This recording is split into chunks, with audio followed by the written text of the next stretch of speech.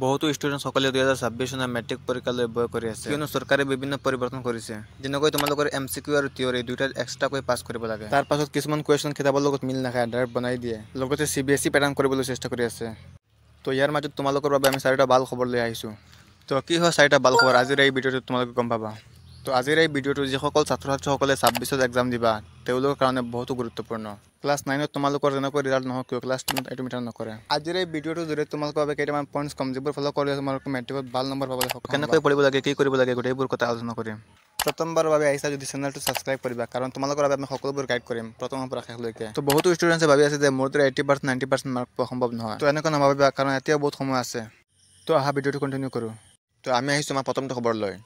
তো সেইটো হৈছে এবাৰ চেবাই চিলেবাছ আৰু ডেট একেবাৰে ক্লিয়াৰ কৰি দিছে তো প্ৰথম কথাটো হ'ল চিলেবাছ তোমালোকৰ 25 মে'ত প্ৰকাশ পাইছে তো তোমালোকে যদি চিলেবাছ ডাউনলোড কৰা নাই এতিয়া ডাউনলোড কৰি লোৱা গুগলত যোৱা তোমালোকে সেৱা বুলি সাৰ্চ কৰা তাত গৈ নটিফিকেশ্যন অপশ্যন এটা আছে তাত ক্লিক কৰিবা তাত গৈ তোমালোকে চিলেবাছখন ডাউনলোড কৰিব পাৰিবা তো কিয় ইম্পৰ্টেণ্ট হয় এই চিলেবাছখন কিয়নো তোমালোকৰ মেট্ৰিক আৰু হাফ ইয়াৰলি পৰীক্ষাৰ চিলেবাছখন তাত দিয়া আছে এই PDF-খনত আৰু তাত তোমালোকৰ বহুতো পাৰ্ট আছে যিখিনি এক্সামত স্কিপ কৰা হৈছে মানে সেইখিনি তোমালোকৰ পৰীক্ষাত নাহে মেথছৰ এনেকুৱা বহুতো টপিকছ আছে যিখিনি তোমালোকৰ মেট্ৰিক আৰু হাফ ইয়াৰলি পৰীক্ষাত নাহে তো সেইখিনি পঢ়ি তোমালোকৰ ইমানটা সময় নষ্ট কৰি নিদিবা যোনখিনি আহিব সেইবোৰ আগতে ভালকৈ পঢ়ি লোৱা তো এইটো আছিল চিলেবাছৰ খবৰ চিলেবাছ প্ৰকাশ পালে তোমালোকে ডাউনলোড কৰি ল'বা তো এতিয়া আহিছোঁ নিউ পেটাৰ্ণ কি হ'ব তো নিউ পেটাৰ্ণ তোমালোকৰ 25 মতে হ'ব তো তোমালোকে এইটো এডভান্টেজ উঠাব লাগিব তো তোমালোকে কি কৰিবা তোমালোকে বেছিকৈ কুৱেশ্যন পেপাৰ সলভ কৰিবা বিশেষকৈ 25 চনৰ তো ইয়াত মই তোমালোকক MCQ নিউ পেটাৰ্ণ দেখাই আছোঁ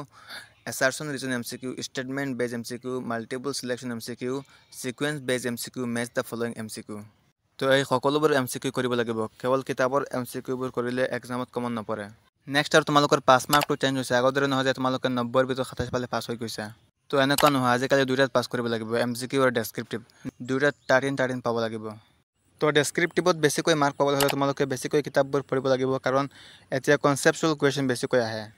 তো তোমালোকৰ ডেছক্ৰিপটিভত কিছুমান এনেকুৱা কুৱেশ্যন পৰে যে তোমালোকক দুটা কনচেপ্ট দিব আৰু ক'ব যে এই দুটাৰ মাজত পাৰ্থক্য কি আৰু ইয়াৰ ইম্পৰ্টেঞ্চ লিখা বা এটা পেৰাগ্ৰাফ দি ক'ব এই পেৰাগ্ৰাফটিৰ ইম্পৰ্টেঞ্চ কি হয় লিখা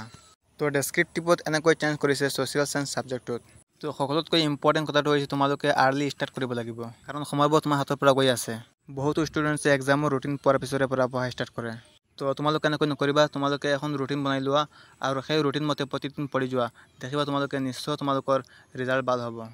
তো তোমালোকে তোমালোকৰ চিলেবাছ জানা আৰু এক্সাম কেতিয়া হ'ব সেইটো জানা তোমালোকৰ প্ৰি ফাইনেল কেতিয়া হ'ব তোমালোকৰ হাফ ইয়াৰলি এক্সাম কেতিয়া হ'ব সকলো জানা তো তোমালোকে যিমানেই নহওক কিয় আগতে পঢ়া ষ্টাৰ্ট কৰা তো তোমালোকে তোমালোকৰ চিলেবাছ জানিছা আৰু এক্সাম কেতিয়া হ'ব হাফ ইয়াৰলি এক্সাম কেতিয়া হ'ব আৰু প্ৰি ফাইনেল কেতিয়া হ'ব সেইটো জানিছা তো তোমালোকে তোমালোকৰ ৰুটিন মতে পঢ়ি যোৱা